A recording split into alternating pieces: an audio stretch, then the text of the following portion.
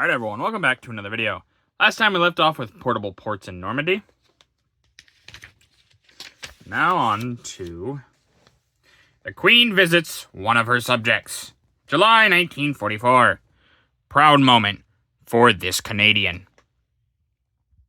Wounded in the invasion of France, this Canadian soldier received the thrill of a lifetime when Queen Elizabeth stopped at his bedside in a Canadian hospital in England. Behind the Queen is the officer commanding the hospital, and a wounded up patient stands at attention alongside his bed. Queen Elizabeth's visit to the sick and wounded were of as great a value in building morale as the King's trips to the front. Obviously, these people, it's their queen. They like seeing her, and they're happy to see her. So, when she shows up for him, I'm sure that actually did make his day. It's like, oh, it's the Queen. Hello, my lady, things like that. That's probably nice. Some French women lose their crowning glory. July 1944. Punishment to fit the crime. Now that the Allied forces have come and freed sections of enslaved France, French patriots weed out the quisling in their midst. Also, it says, whoops. See right there, quisling? Is that right? Never heard of that word. Meting out punishment to fit the crime, they set a particularly appropriate price for women collaborationists to pay. Going from house to house, the patriots seized female traders, dragged them into the streets, and put the scissors to their hair, as shown in this series of pictures. In the upper left, that one right there, upper left, this 23-year-old girl is seized by the patriots. Upper right, she wails and protests in vain as the barber goes to work on her locks. And then at the right, she tearfully pats the rough ends of her shorn locks. The same operation was performed on every other female collaborationist in the area, rendering them unattractive to men, Nazi or otherwise, for a while to come. Yeah, now this is it's kind of weird, because it's like, well, there are collaborationists, yeah, but how much of that was they were forced to be or not? It's kind of hard to say. At least that it wasn't something like, oh yeah, they just hung him up or something like that. That'd be a lot worse. It's still not great, but at least they didn't kill him, basically.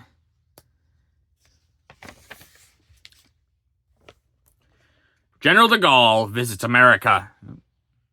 If it wants to I hate that this won't focus sometimes, There you go. Visits America. July 6, 1944. Guest of the government. General Charles de Gaulle came to the United States as a guest of the government and was welcomed with all the ceremony customarily accorded to the head of a foreign nation. He was flown from Algiers in an upholstered army plane, was greeted in Washington with a 17th gun salute, and was whisked to the White House, where he met the president and his cabinet. Top left, where he is shown being greeted by... so right here is him meeting the heads of state and the president. Obviously, the president's sitting, and we know now because, well, Roosevelt's not got much longer. You can see it in his face. He's not looking good, which is very unfortunate for him and his family. And then right here, he is being greeted by the Secretary of the Treasury, Henry Morgenthau.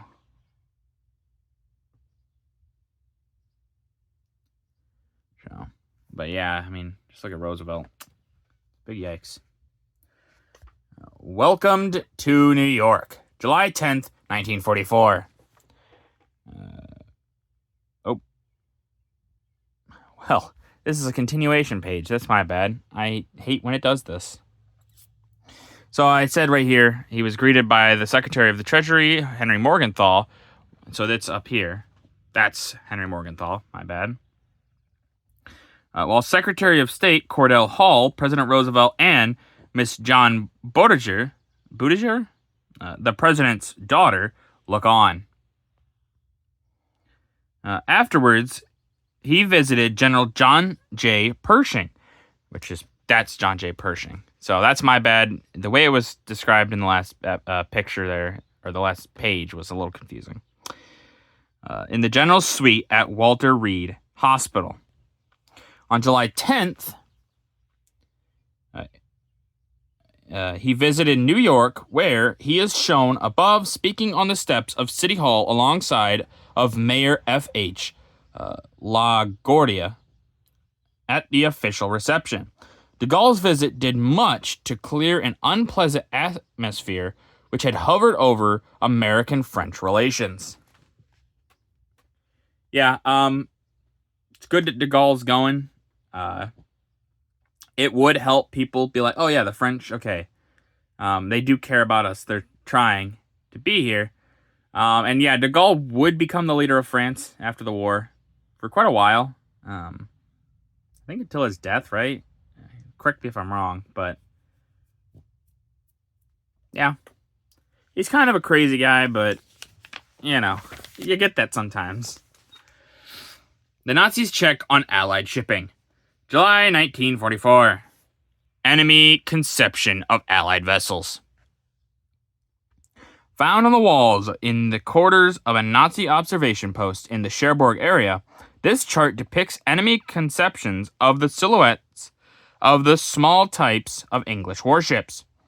All this information, while perhaps of value in covering a bad spot on a wall, did not stop the Allies from coming and going across the channel as they please. And yeah, obviously, like they said, this is probably more just for hey, this warship was here, it's going here.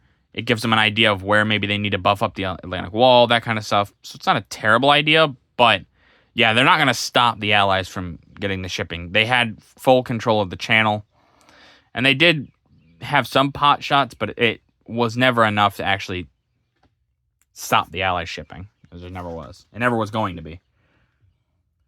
Caen falls to the British. July 9th, 1944. A long battle ends.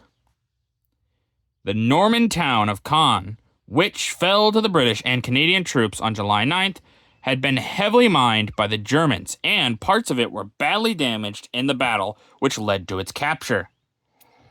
Enemy snipers caused numerous casualties before they were ejected, and here a British mortar platoon is shown in action against a nest of snipers.